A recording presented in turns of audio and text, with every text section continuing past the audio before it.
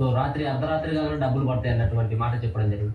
So ఆమె దాంట్లో మాట్లాడితే తప్పేమనిపించింది ముఖ్యంగా ఎందుకంటే కాంగ్రెస్ పార్టీ కూడా ఇచ్చినటువంటి హామీల పట్ల వాళ్ళు నేనొకటి చెప్తున్నా తమ్ముడు, ఈ కల్వకుంట్ల దొంగల ముఠ ఏంటంటే 2.5 లక్షల కోట్ల అప్పయిందనే చెప్పింది.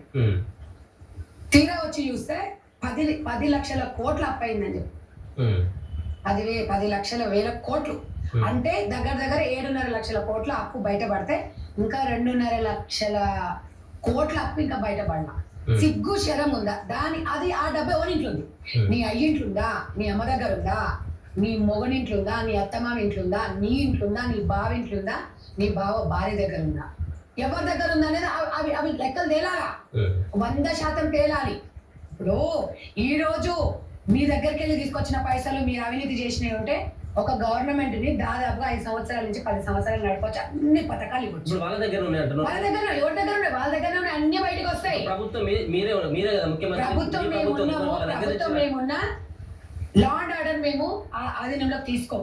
100% ఇప్పుడు కాదు, పిల్లలు కట్టబట్టుకొని ముసలైనా కూడా ఏం వదలవామె అంత ఈజీగా.